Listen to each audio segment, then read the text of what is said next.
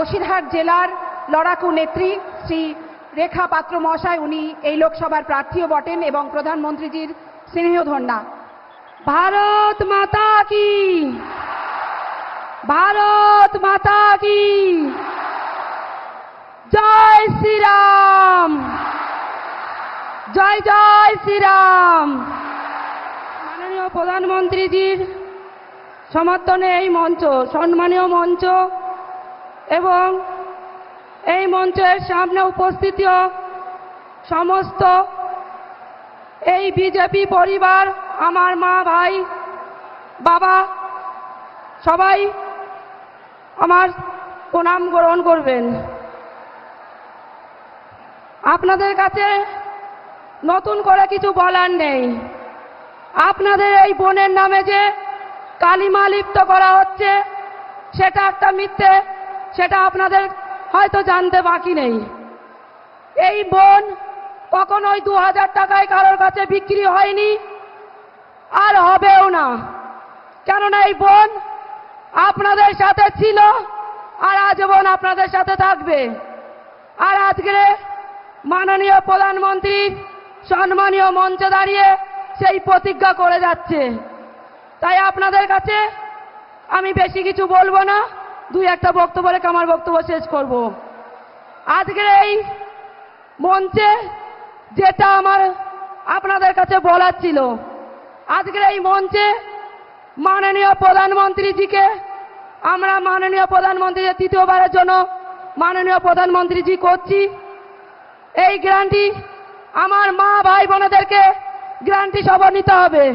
তাই আমার মা বোনেরা একবার এই গ্যারান্টি সভা আমাদের মোদিজি, মাননীয় মোদিজির নামে একবার জয় শ্রীরাম, জয় জয় শ্রীরাম।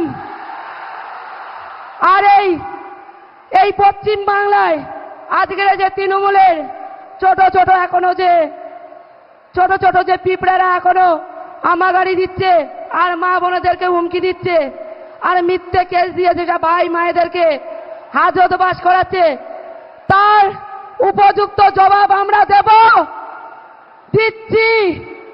আমরা এই 2024-এর জুনের 4 তারিখে তার জবাব দেব। আর সেই জন্য আজকের আমার মা বোনেদের এই জনসভা, আমার মা বোনেরা প্রস্তুত নিন। আর যেন দ্বিতীয়বার যেন এই তৃণমূল বাহিনী, মুখ্যমন্ত্রীর পোষা দুষ্টু ছেলেরা যেন মাথা উঁচু করে না বাঁচতে পারে, মাথা উঁচু করে কোন মা বোনের ঘরে যেন না ঢুকতে পারে, কোন বাবার জমি না কাড়িয়ে নিতে পারে। তার জন্য আজকে প্রতিজ্ঞা করুন আপনারা। আপনাদের প্রতিজ্ঞা মাননীয় প্রধানমন্ত্রীজির প্রতিজ্ঞা। আজকে এই প্রতিজ্ঞা আপনারা করবেন, সেই প্রতিজ্ঞার সম্মান মাননীয় প্রধানমন্ত্রীজি পাবে। তাই আমি বলছি, আমি আপনাদের সাথে আজীবন থাকবো, আপনাদের ঘরের মেয়ে। কোনদিন মুখ্যমন্ত্রীর পোষা কোনো দুষ্টু ছেলে মেয়েদের মতন পিছিয়ে যাব না, এ দলের থেকে ও দলে গিয়ে রং বদলাবো না। যেটা সন্দেশখালীতে হয়েছিল সেটা পুরো পশ্চিমবঙ্গের মানুষ জানতে পারবে আর জেনে গেছে। আর যে মা বোনেরা এখনো অব্দি মুখ খোলেনি তারাও মুখ খুলবে। আর সেই মানুষদের মুখ খোলার জন্য আমার মা বোনেরা তাদের পাশে যাবে সম্মানের সাথে সাথে।